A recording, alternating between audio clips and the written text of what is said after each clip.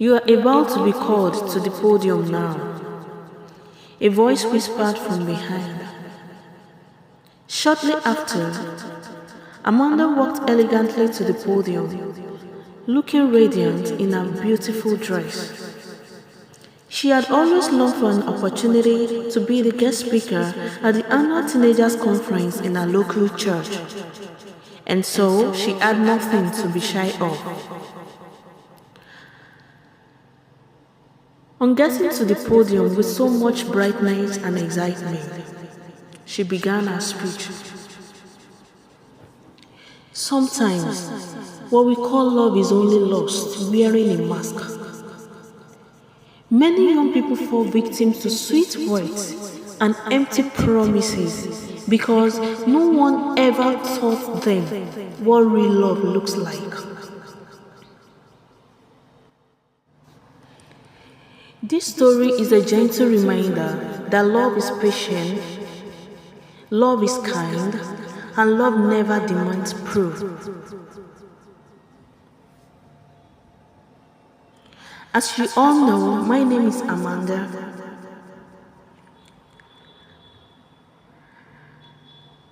I was a young girl from the village who had just been admitted into the university. It was my first week on campus.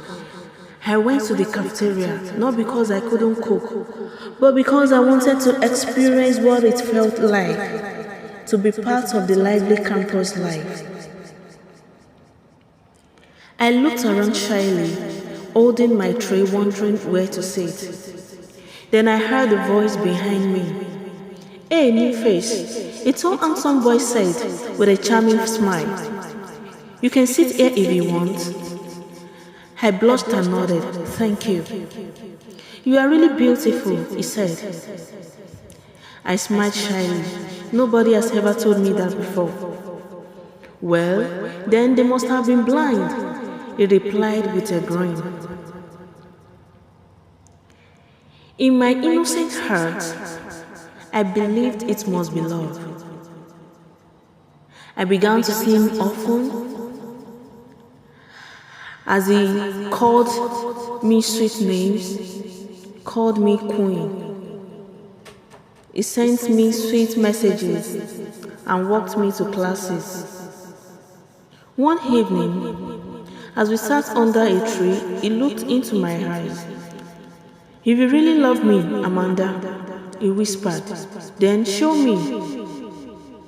"Show you how?" I asked, confused. "By proving it," he said softly. "Love isn't just words." I hesitated, but his words sounded true. No one had ever taught me that love and lust are not the same. I didn't know what true love was. So I gave in, believing it would make him stay. But days later, he stopped calling. When I tried to reach him, he avoided me. Did I do something wrong? I asked one morning after class. He hesitated, eyes cold. "Don't make it a big deal, Amanda. We had fun, and that's all."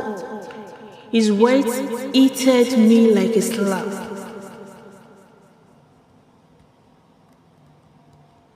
Weeks later, another boy came, sweet, kind, saying all the right things. I wanted to believe again. And soon, the same story repeated itself. Then another boy, and another. Each time, I had hoped it was love. Each time, I ended up in tears. People began to talk. "Don't mind her," someone whispered. "That village girl will fall for anyone who smiles at her." I hid in my room and cried.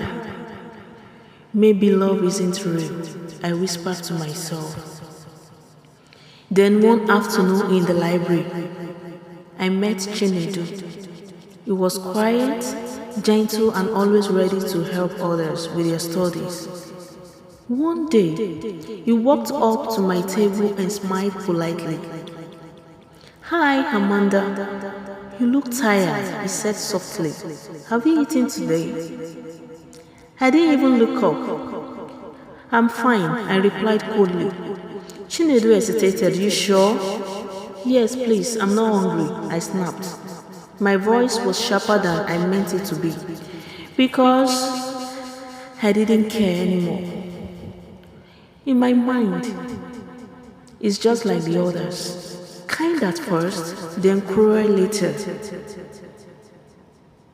I told myself I won't fall for it again. Never.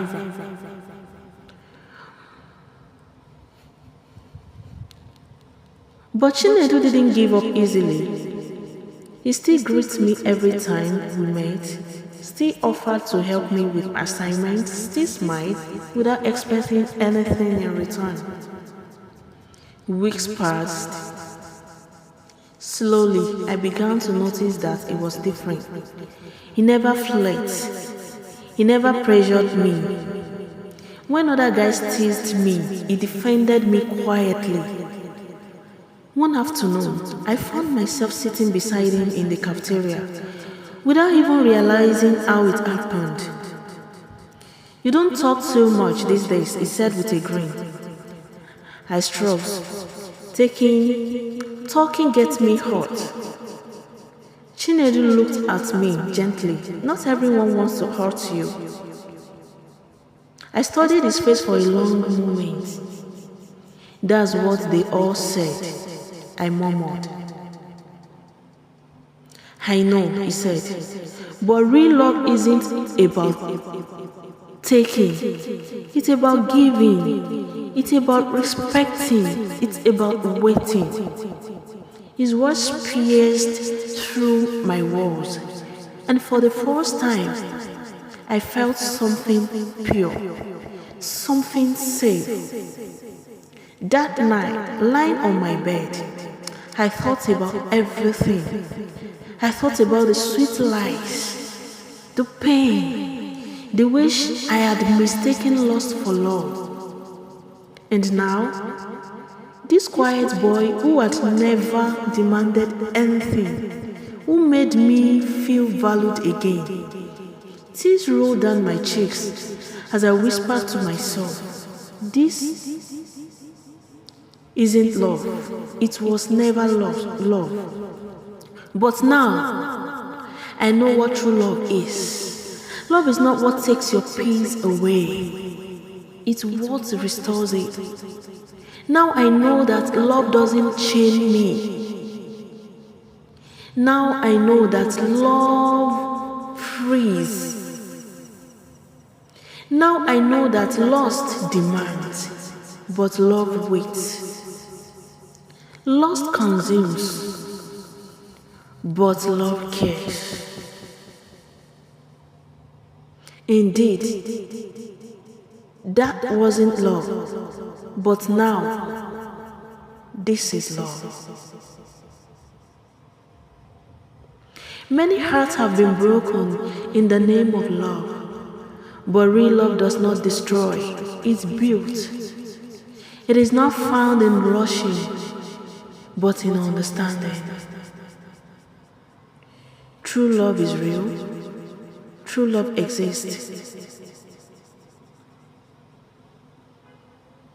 But love is never lost.